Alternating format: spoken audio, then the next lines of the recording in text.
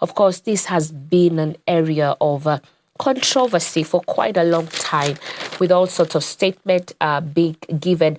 And I see the good, the bad, and the ugly of Ruto's affordable housing projects. While some houses are nearing completion, some are yet to break ground. Many Kenyans are skeptical about owning units, while others say they are unaffordable. So, James Katana here, who is a teacher, is saying introducing an extra tax to build houses for sale to the same taxpayers was a terrible idea.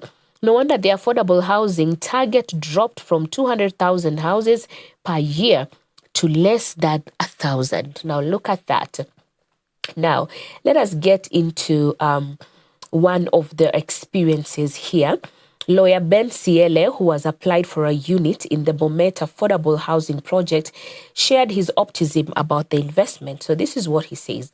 I am paying 12,000 monthly for the house, which, when I rent it out, would earn me 35,000.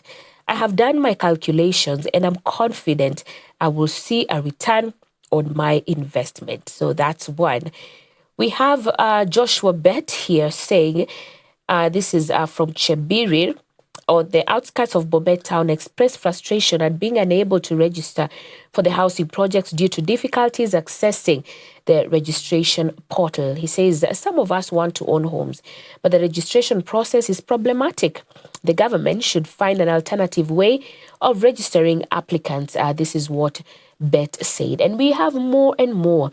And I see at the coast, anxiety is growing as colonial estates are demolished, displacing hundreds of families to make way for the housing units. So at least 14 estates in Mombasa are earmarked for demolition as part of a national and county government partnership to build 30,000 new housing units. And so many estates have actually been affected.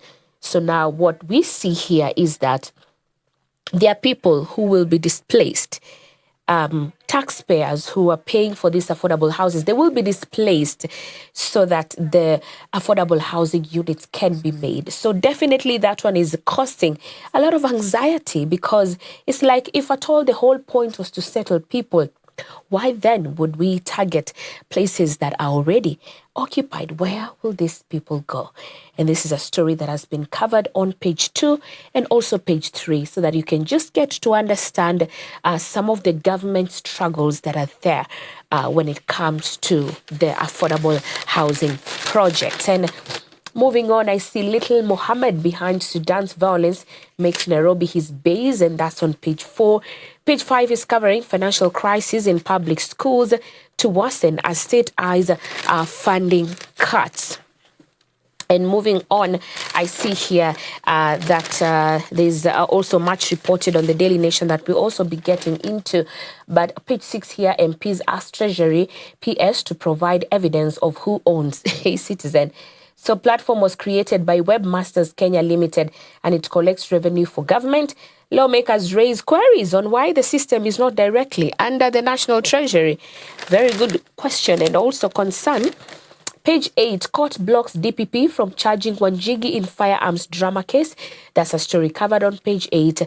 Page 9, I see tragedy as 3 young siblings die in house fire. This is very, very unfortunate and sad.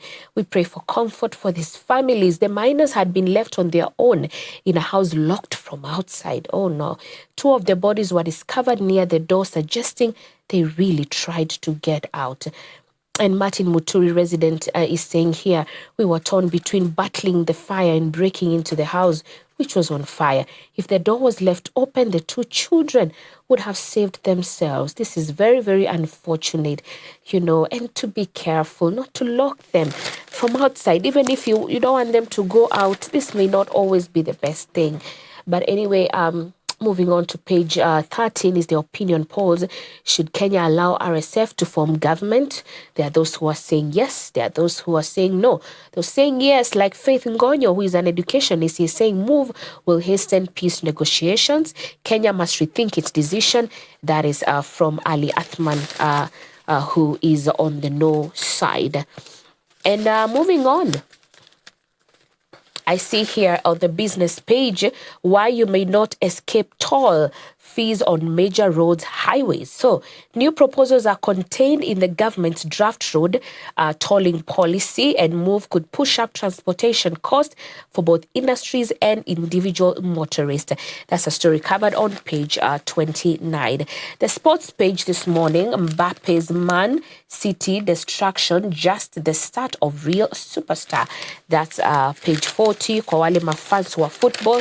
And page 27, of course, the Magical Kenya Open that is happening, started yesterday, going all the way to 23rd of Feb. Rees holds Kenya's hope as Herbert and Parry take early lead. And lastly, we have former champions return for Sirikwa Classic cross country. And lastly, just going through what is being reported on the Daily Nation. The top story here, the top page is MP's fury over secret 73 billion shillings in Mbadi budget. This is a story covered on page 4 and 5.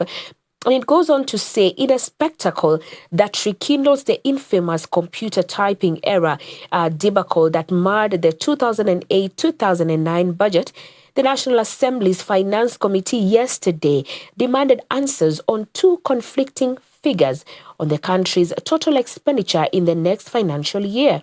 National Treasury officials who were caught unawares could not provide an immediate answer when pressed by MPs. Story covered on pages 4 and also 5. More on the top page, why Gachagua ruling could haunt Koome Supreme Court judges. And during the impeachment of Mr. Rigathi Gachagua as deputy president late last year, the High Court ruled that an ongoing constitutional process cannot be stopped or interfered with. That is on page 6 of the Daily Nation. Moving on, I see Christmas in captivity, my 15 days of horror at the hands of abductors. So at around 6:40 on December 22, 2024, four masked men forced Bernard Kavulia, a 24-year-old pastor and university student, into a white car in Ngong Town. What was to follow was a 15-day ordeal of pain and also horror. A story covered on page 3, and you can look at that in more details. Quite unfortunate. Those who are abducted, we thank the Lord that they have been released, but now only God knows what they could be going through, because the trauma must be very unbearable. We pray for their total healing and also justice being served. Lastly, Africa eyes tech-savvy youth to grow economies is a story that has also been covered in the Daily Nation. So you can grab a copy of your favorite, either the Daily Nation, the Business Daily, or the Standard. But also remember, Hope FM, we have news updates coming to you live at the top of every hour, so you can get to be on the know on what is happening. Right about now, let us have a look at the video of the day.